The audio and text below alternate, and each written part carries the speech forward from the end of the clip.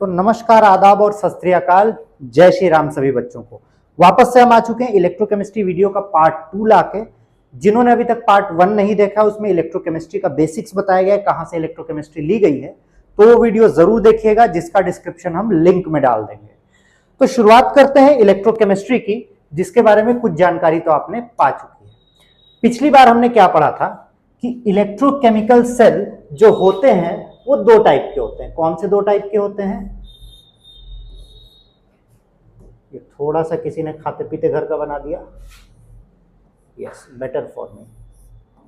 Galvanic cell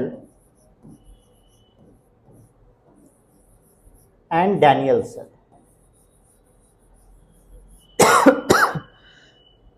sorry, Daniell cell.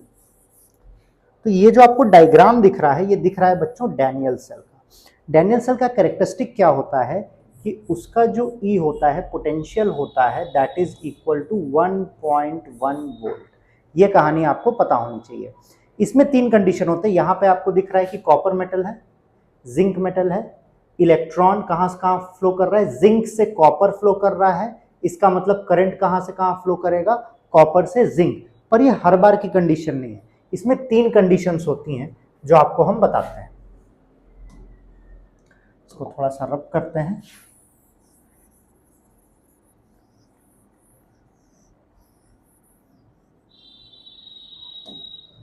This is a Daniell cell. Daniell cell. 3 condition. Condition number 1, when E external, जो external potential है, that is equal to 1.1 volt. कितना है बच्चों? 1.1 volt अगर होता है, then no current और electron flows. हम क्या कह रहे हैं कि जो डैनियल सेल होता है उसका ओरिजिनल खुद का पोटेंशियल कितना होता है? 1.1 वोल्ट होता है। तो अगर एक्सटर्नल पोटेंशियल बैटरी से जो जोड़ के हम दे रहे हैं, अगर वो भी 1.1 वोल्ट होगा, तो ना करंट फ्लो करेगा ना इलेक्ट्रॉन फ्लो करेगा। Condition number 2, if E external is less than 1.1 volt, उस कंडीशन में क्या होगा? उस कंडीशन में इलेक्ट्रॉन फ्लो कहां से कहां करेगा बच्चों? इलेक्ट्रॉन फ्लो करेगा, इसका एग्जांपल दे रहे हैं, जिंक टू कॉपर, और करंट फ्लो करेगा कॉपर से लेके जिंक। यहां तक कोई कष्ट नहीं आपको? Condition number 3, when E external, जो एक्सटर्नल पोटेंशियल दे रहे हैं, वो ग्रेटर देन 1.1 वोल्ट है, तो इसका जस्ट अपोजिट हो जाएगा। इसका जस्ट अपोजिट हो जाएगा मतलब क्या? इलेक्ट्रॉन का फ्लो हो जाएगा कॉपर से जिंक, और करंट का फ्लो हो जाएगा जिंक टू कॉपर। ठीक है, ये एक पूरा डैनियल सेल है। अब हमें जो पढ़ना है बच्चों, पढ़ना है गैल्वेनिक सेल पढ़ना है। गैल्वेनिक सेल पढ़ना है हमें। गैल्वेनिक सेल क्या करता है? It converts. तो क्या होता है बच्चों गैल्वेनिक सेल? गैल्वेनिक सेल वो होता है, सॉरी, जो कन्वर्ट करता है केमिकल एनर्जी को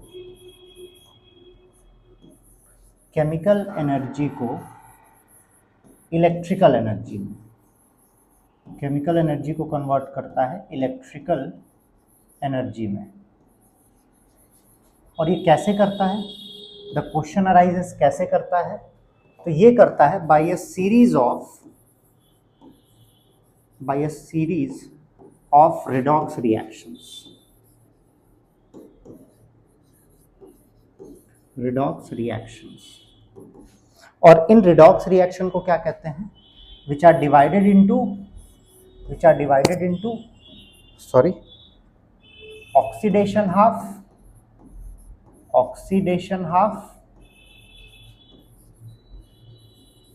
और किस में डिवाइड किया जाता है? रिडक्शन हाफ में। इन दो पार्ट में डिवाइड किया जाता है। अब आइए देखते हैं और सीखते हैं what is oxidation half and what is reduction half इस रिएक्शन के बेसिस पे। अगर हम मानते हैं जिंक के पास इनिशियली 2 इलेक्ट्रॉन है, देखिए हमने बताया है ना, ये electron copper to zinc flow करेगा और current zinc to copper flow करेगा, current zinc to copper flow करेगा और यही कंडीशन होगी। तो जिंक जनरली मेटल के फॉर्म में है, यहां से 2 इलेक्ट्रॉन रिमूव होंगे, कहां जाएंगे, इलेक्ट्रोलाइट के पास। देखिए यहां से इलेक्ट्रॉन रिमूव होकर इलेक्ट्रोलाइट के पास जाएंगे और ये बन जाएगा Zn2+, है ना। कॉपर के साथ क्या होगा, कॉपर के पास 2+ पहले से रहेगा, ये 2 इलेक्ट्रॉन इसमें ऐड हो जाएगा और इसको मेटल में कन्वर्ट करने की कोशिश करेगा, है ना। एडिशन ऑफ इलेक्ट्रॉन, बच्चों देखिए ऑक्सीडेशन रिडक्शन आपने पढ़ा होगा, ऑक्सीडेशन का मतलब होता है एडिशन ऑफ ऑक्सीजन या फिर रिमूवल ऑफ हाइड्रोजन, है ना। रिमूवल ऑफ हाइड्रोजन को हम रिमूवल ऑफ इलेक्ट्रॉन भी कह सकते हैं। तो जहां पे इलेक्ट्रॉन का रिमूवल हो रहा है, जहां पे इलेक्ट्रॉन का रिमूवल हो रहा है उसको हम लोग क्या कहते हैं, ऑक्सीडेशन हाफ। क्या कहते हैं उसको हम लोग, ऑक्सीडेशन हाफ, ठीक है। और जहां इलेक्ट्रॉन का एडिशन हो रहा है उसको हम लोग कहते हैं रिडक्शन हाफ। क्या कहते हैं बच्चों, रिडक्शन हाफ।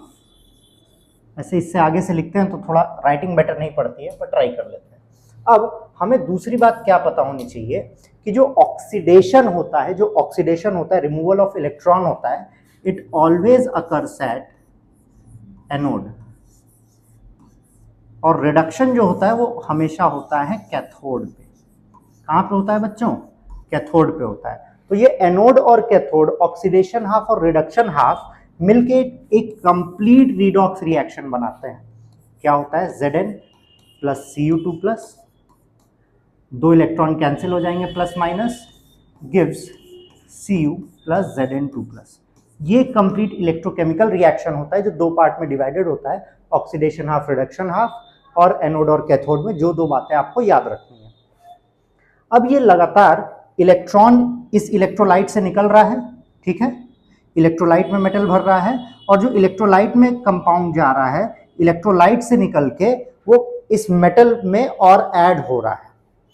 मतलब इसको इलेक्ट्रोपॉजिटिव बनाने की कोशिश की जा रही है और इसको न्यूट्रल बनाने की, इस पे और मेटल ऐड करने की कोशिश की जा रही है।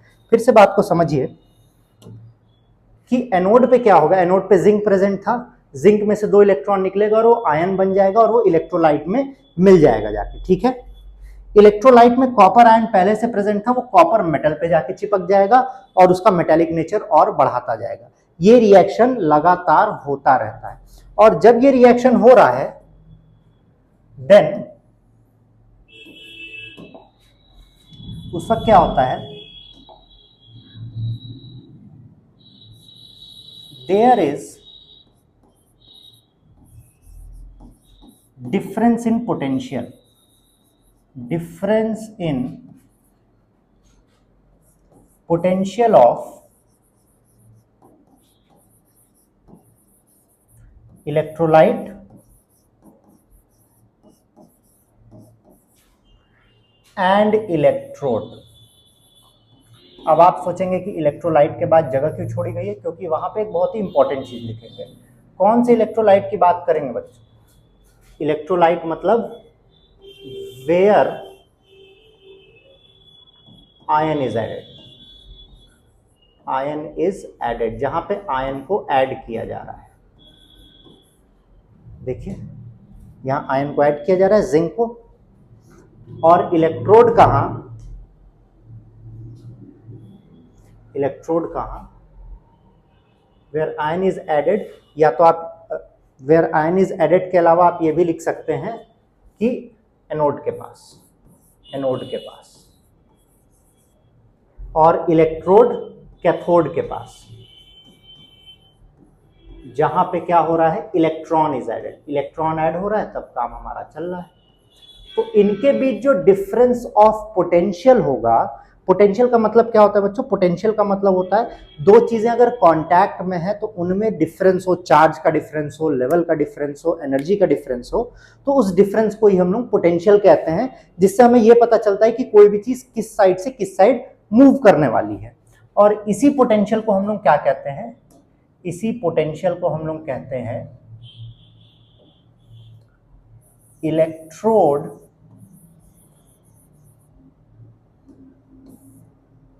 इसी पोटेंशियल को हम लोग कहते हैं इलेक्ट्रोड पोटेंशियल। इलेक्ट्रोड पोटेंशियल जिसको हम लोग किससे दिखाते हैं बच्चों? जिसको हम लोग दिखाते हैं ई से। यहां तक मेरे हिसाब से आपको कोई भी कष्ट नहीं हो रहा होगा, है ना? ठीक है। अब अगर जो लोग इन्वॉल्व है, मतलब कौन कौन इन्वॉल्व है? Electrolyte and electrode, that is involved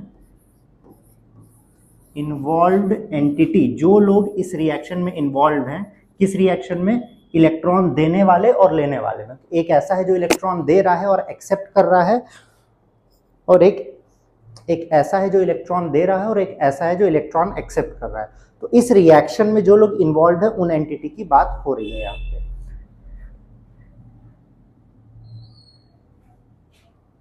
has a, ये इंपॉर्टेंट बात है इसलिए दूसरे कलर से लिख दे रहे हैं ताकि आपको याद है। हैज अ कंसंट्रेशन कितना? Unity that is 1। देन बार बार माइक पे लग जा रहा है, आपको आवाज में दिक्कत हो रही होगी। Then it is known as, तब उसको कुछ क्या कहते हैं बच्चों? Then it is known as, अब जो कहते हैं उसको भी वापस अलग कलर से लिखते हैं, याद रहे। स्टैंडर्ड इलेक्ट्रोड पोटेंशियल, जिसको हम किससे दिखाते हैं? ई नॉट से दिखाते हैं। इतनी कहानी मेरे हिसाब से आपको समझ में आ रही होगी। किससे दिखाते हैं? Standard electrode potential E not से दिखाते हैं। इतनी कहानी में मेरे हिसाब से आपको कोई भी कष्ट नहीं हो रहा होगा। अब एक इलेक्ट्रोकेमिकल सेल की बात करते हैं कि हाउ इट इज एक्सप्रेस्ड।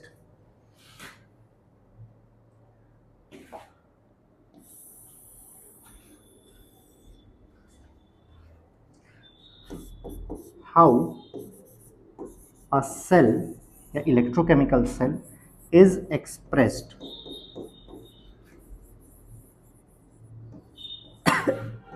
और कैलकुलेटेड, मतलब वैल्यू कैसे कैलकुलेट करेंगे या एक्सप्रेस कैसे करेंगे। यहां तक तो कोई कष्ट नहीं। तो रिएक्शन हमने देखा, रिएक्शन क्या है? इस रिएक्शन को यहां से कॉपी करते हैं। तो रिएक्शन क्या है बच्चों? Zn plus Cu2 plus gives Zn2 plus Cu। यही है आपका रिएक्शन। अब इस इलेक्ट्रोकेमिकल सेल को जब एक्सप्रेस करते हैं तो बीच में एक होता है डबल स्लैश, जिसको कहते हैं सॉल्ट ब्रिज, ठीक है। और इधर हमेशा लिखा जाता है कैथोड और ब्रैकेट में उसका कंसंट्रेशन, और लेफ्ट में लिखा जाता है एनोड और उसका कंसंट्रेशन। यहां तक तो आपको कोई कष्ट हो नहीं रहा होगा बच्चों, यहां तक तो कोई कष्ट की गुंजाइश नहीं है किसी के पास। शाबाश। अब अगली बात हम करते हैं। अगर ये एनोड और कैथोड है तो आपने क्या पढ़ा? एनोड कौन है? जिंक है। एनोड कौन है? जिंक है। तो लेफ्ट साइड लिखा जाएगा Zn/Zn2 प्लस, यहाँ पे इसका वो कंसंट्रेशन लिखा जाएगा जो रिएक्शन कर रहा है। यहाँ पे हमने 0.01 लिख दिया। आपको याद क्या रखना है? Concentration is always in molarity, ठीक है। फिर आप सॉल्ट ब्रिज बनाएंगे, फिर आप किसके बारे में लिखेंगे? फिर आप लिखेंगे कैथोड के बारे में, फिर आप लिखेंगे कैथोड के बारे में। और कैथोड यहाँ पे क्या है बच्चों, कैथोड यहाँ पे क्या है, कॉपर है, तो हम लिख देंगे Cu से Cu2+, और इसका कंसंट्रेशन मान लेते हैं 0.5 m molarity. So concentration is always in molarity. अब सवाल आता है ई सेल की वैल्यू कैसे निकाली जाए, ई सेल और ई नॉट सेल की वैल्यू, क्योंकि इसके चेंज में कितना पोटेंशियल लग रहा है वो आपको दिया रहेगा, तो आप कैसे निकालेंगे, आइए देखते हैं। इसका फॉर्मूला हमेशा होता है ई राइट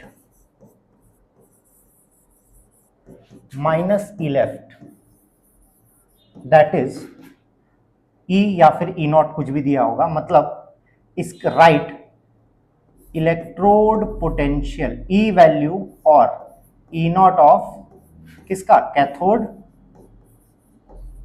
माइनस ई या फिर ई नॉट किसका, एनोड का। इसकी वैल्यू आपको गिवन रहेगी क्वेश्चन में। आपको ये याद रखना है कि if it's value is in negative,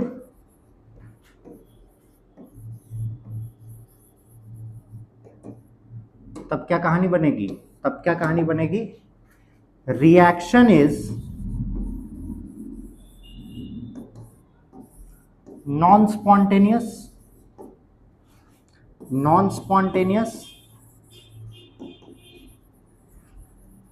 that is does not take place। ये बात आपको समझ में आ जानी चाहिए, यहां तक कोई कष्ट नहीं।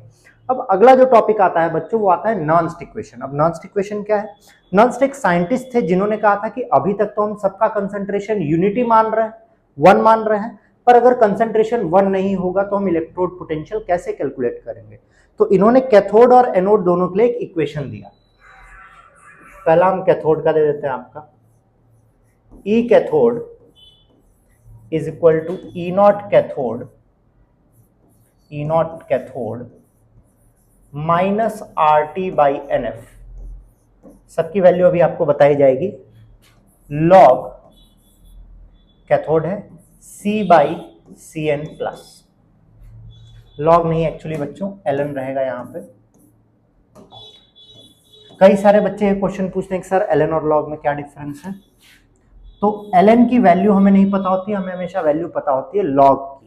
तो ln is equal to 2.303 log. It is similar to, अगर आपको सेंटीमीटर नहीं पता है और मीटर पता है तो आप 100 मल्टीप्लाई करते हैं। इसी तरीके से सेम वैल्यू उन्होंने किसकी भी दी, एनोड की दी। तो उन्होंने कहा E anode is equal to E naught anode minus R T by N F L N A by A N plus, क्योंकि ये एनोड है। इतनी कहानी आपको समझ में आ रही होगी। अब कौन कौन लोग क्या है ये बात करते हैं। आर आपका यहाँ पे बच्चों गैस कांस्टेंट है, गैस कांस्टेंट, इसकी वैल्यू 8.314 अगर जूल में होगी और 0.0821 अगर कैलोरी में होगी। जूल पर मोल या कैलोरी पर मोल होता है। एफ जो आपका है दैट इज फैराडेज कांस्टेंट, इसके लास्ट में आप पढ़ेंगे फैराडे का रूल, फैराडेज कांस्टेंट जिसकी वैल्यू 96500 होती है। टी आपका टेम्परेचर है जो जनरली 298 केल्विन होता है, और n change in number of electron. इसके क्वेश्चंस भी हम करेंगे, change in number of electrons. ये नोट्स आपको चैप्टर खत्म होते ही पूरा नोट्स आपको टेलीग्राम पे मिल जाएगा, तो हमें आप वहां भी फॉलो कर सकते हैं। अब ई सेल का फॉर्मूला हमने अभी पीछे पढ़ा, E cell is equal to E right minus E left, E cathode minus E anode, और हम माइनस करेंगे E cathode minus E anode, तो ये तो क्या आ जाएगा, ई नॉट सेल आ जाएगा, E naught cell minus R T by N F common हो जाएगा, R T by N F common. क्योंकि एल एन की वैल्यू नहीं पता है तो हम कन्वर्ट करेंगे और इसमें मल्टीप्लाई हो जाएगा 2.303 लॉग। अब बच्चों ए का और सी का इनिशियल कंसंट्रेशन हम दोनों का कितना लेते हैं, 1 लेते हैं, ठीक है। तो 1 हो जाएगा। तो ये ऊपर आ जाएगा log AN प्लस एनोड का कंसंट्रेशन अपॉन CN प्लस। ठीक है, ठीक है, यहां पे तो कोई कष्ट नहीं है, सॉरी यहां पे तो कोई कष्ट अभी तक नहीं है। और ये फॉर्मूला फाइनली किस में कन्वर्ट हो जाएगा? फाइनली कन्वर्ट हो जाएगा आपका, रुकिए कोई बढ़िया कलर ढूंढने दीजिए हमें। ठीक, फाइनली ये नॉन स्टिक इक्वेशन हो जाएगा E is equal to E naught cell minus R T F constant है, उसकी वैल्यू रख दी जाएगी 0.059 बाई एन। अब n समझा देते हैं आपको। देखिए यहाँ पे दोनों में 2 इलेक्ट्रॉन का एक्सचेंज हो रहा है, तो यहाँ n की वैल्यू 2 हो जाएगी। पर अगर दोनों में वैल्यू अलग अलग होगी तो आप एलसीएम लेंगे, और जो एलसीएम आएगा, मान लीजिए यहाँ 1 होता, यहाँ 2 होता, एलसीएम लेते 2 आ जाता और वो वैल्यू हम रख देते। ठीक है, ये रख देंगे और हो जाएगा log AN plus upon CN plus anode का कंसंट्रेशन बाई कैथोड का कंसंट्रेशन। अब एनोड कैथोड का देखिए कंसंट्रेशन आपको यहाँ पे दिया रहेगा।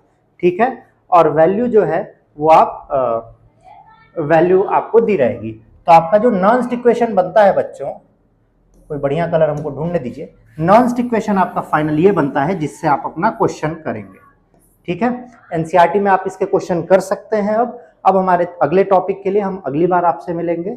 हमें लाइक करें, शेयर करें, सब्सक्राइब करें, फॉलो जरूर करें अपने बोर्ड की बेस्ट तैयारी के लिए और अप टू डेट प्रिपरेशंस के लिए। मिलते हैं आपसे अगले वीडियो में। जय श्री राम, बाय बाय।